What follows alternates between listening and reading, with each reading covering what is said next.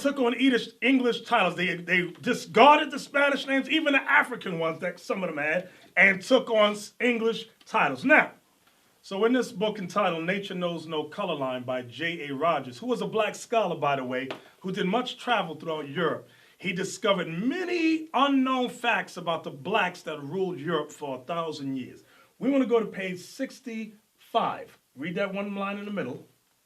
The Negro came first to the Indies from Spain, not from Africa. You hear what he wrote? The Negroes came first to the Indies from Spain, from Spain, from Spain. Why? Because they ruled Spain. We ruled Europe for almost 1,000 years. Some of you thought, Africa, we was only in Africa. You don't know no history. Just shh, be quiet, listen, and learn. Now, it's amazing. That's madness. This is amazing. That's some utter bewitching.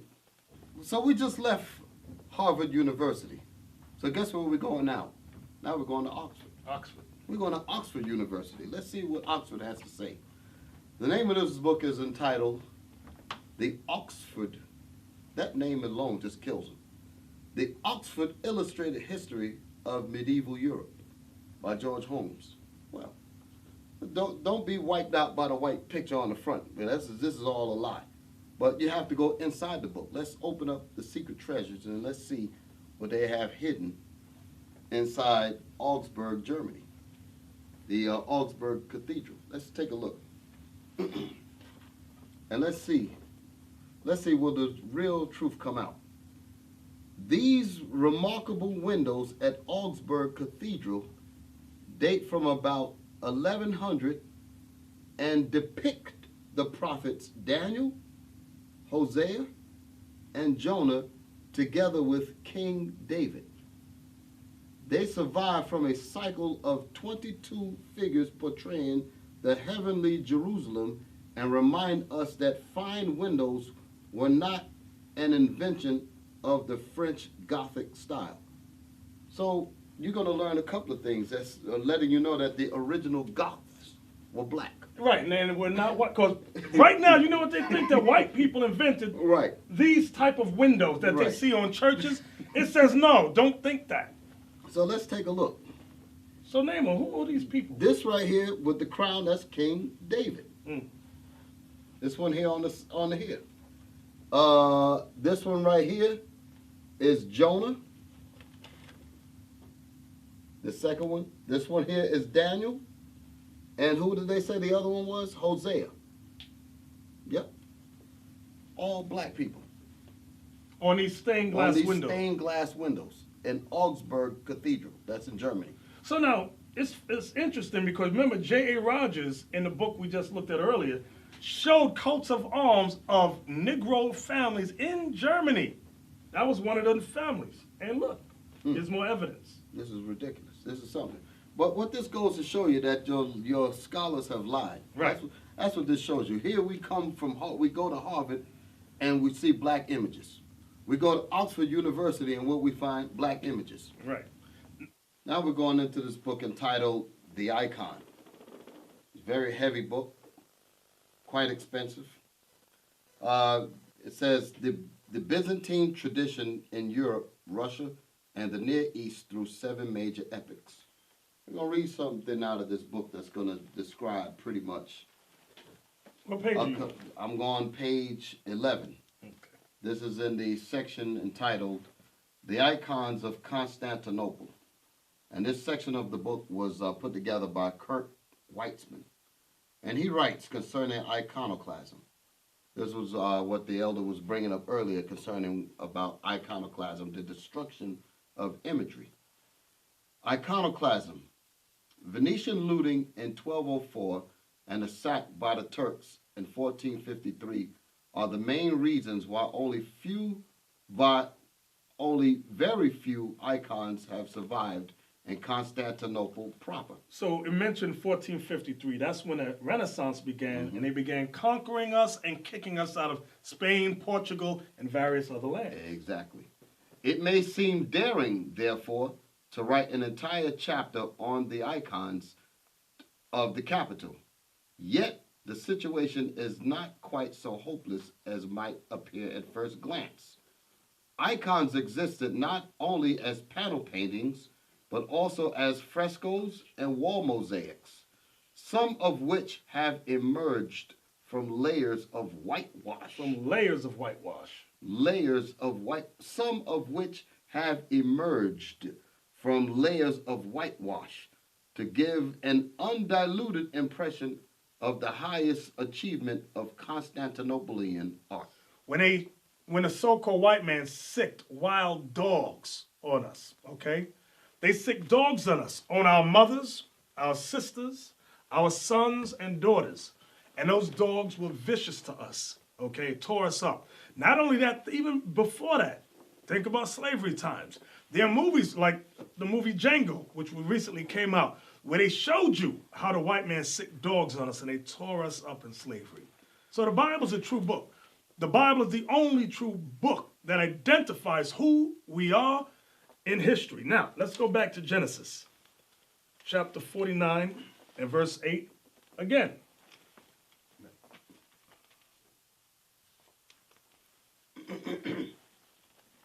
Judah, thou art he whom thy brethren shall praise. Go ahead. Thy hand shall be in the neck of thine enemies. Right, so the hand of Judah would be in the neck of their enemy, which is in their headquarters, which is land of the north, North America, with Edom. Choking out the lies, choking out all the injustices that this man has done to us. Okay? Read. Thy father's children shall bow down before thee. Why will our father's children, the father's children are the other 11 tribes, why would they bow down before Judah? Because Judah would bring out the truth in these last days, okay? So now we're going to go into this historical book entitled Lost Tribes in the Promised Lands. And the reason why I want to go into this book here is because the last verse that we just read, the bottom line, where it said, thy father's children shall bow down before thee, this particular book deals with that section of the verse. On page 364, in this book entitled Lost Tribes in the Promised Lands, it gives some explanation to what the prophecy is talking about in Genesis 49. It speaks of an Indian tribe, it speaks of an Indian guide who guided this man named Montezinus to meet with who he had said his brothers were, the Israelites. So this Indian guide led Montezinus over to them. So he's going to give some history about these Indians that he was leading Montezinus to.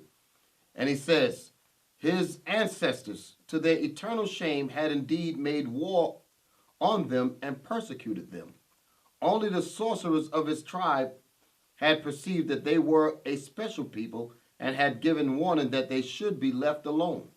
The God of these children of Israel is the true God, they had said, and everything inscribed on their tablets is true. The tablets meaning the Bible. So the so-called Indians had written records of the laws and their customs. So that's letting us know that the Jesuits explained the history. Absolutely. So those were the sorcerers. Absolutely. That's exactly what he's saying. So he says, and everything inscribed on their tablets is true. At the end of days, they will be lords of all the nations of the earth. One nation will come bringing many things to this land. That's the part of this history that correlates with the biblical scripture. When it says, thy father's children shall bow down before thee, that's what this is talking about. I'm going to read that statement again. My land, and parted my land. We read a while ago, a few minutes ago, Ezekiel 36 verse 5. It says about Idumea would take the land. Who's Idumea? The so-called white man. That's 1948. Now when it says parted, who else? To part something means you're divided down the middle. Think about the news. Who's fighting about the partition in Israel? Idumea, the so-called white man who says, Ani Yehudi, Ani Yehudi. And who else? The Palestinians, the Arabs. Read on. And they have cast lots for my people. To cast lots for God's people means to bid for them. Who bid for the so-called white man that says they're Jew? What historical documents say they were bid for? I know our people was bid for. on the auction slave blocks. That's right. Come on. And have given a boy for an harlot. What boy amongst the so-called white man that claims to be Jewish, how are they made into harlots? They would never. What happened with us, though? They made the black boys into what? Breeders. Because slavery was big business. Read. And sold a girl for wine. What little white girl who claims to be Jewish was ever sold for wine? Name one. Not near one. But which of us was sold for wine? Our women, our daughters, our nieces were sold for wine. That's historically documented. Read. That they might drink. That they might drink, meaning party and commit adultery. Read. Yea, and what have ye to do with me, O Tyre and Zidon? Tyre and Zidon are two great African countries. Read. States. And all the coast of Palestine. Who's the Palestine? The Palestinians, the Arabs. Come on. Will ye render me a recompense? Will you judge God? Will you give him a payback for him choosing us and not you? And if ye recompense me swiftly and speedily, will I return your recompense upon your own head. What was the recompense they did to God? They scattered us. They sold a boy as a harlot. They sold a girl for wine. They cast lots for us. Read. Because ye have taken my silver and my gold, and carried into your temples my goodly pleasant things. They robbed us. They robbed us. They robbed us. Come on. The children also of Judah. Wait, does it say Africans? The children also of Judah. The children also of Judah. Listen, black man, because you are not Afro-American. You are not African-American. You are Judah. Read. And the children of Jerusalem. Read the whole verse again. The children also of Judah and the children of Jerusalem have ye sold unto the Grecians. Who's the Grecians? The white man. So Tyre and Zidon are Africans. And it's mentioned with the whole coast of Palestine, the Arabs have you sold unto the Grecians. What is that talking about? The Atlantic slave trade, okay? Because it was the Africans and the Arabs in conjunction who sold us to the white man. That's historically accurate, historically documented. What are we reading? The Holy Bible. This is your history book, black man. This is the one true book. Believe it. Go ahead. That ye might remove them far from their border. Right, they removed us far from our border. Now, I'm going to go into this book here, From Babylon to Timbuktu, written by Rudolph R. Windsor, okay? I want to go to page 133, right here where it says before.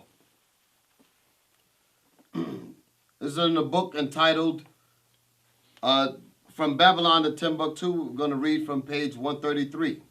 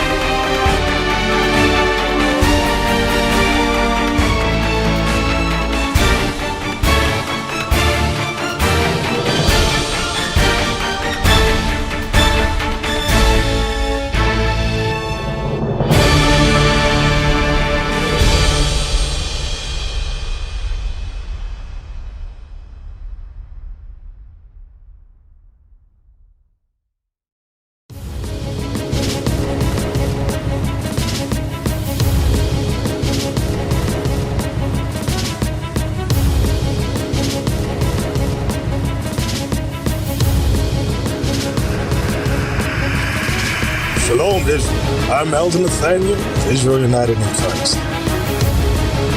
YouTube likes to shut our channels down, as some of you have noticed, ever so often. Subscribing to join IUIC will assure you will always stay connected to our YouTube accounts. We want to do our best to make sure this truth gets out. Please click and join our subscriber YouTube channel called Join IUIC to stay linked to all of our videos. So again, please make sure you subscribe to this Join IUIC channel to get your latest updates from all our YouTube channels. Shalom.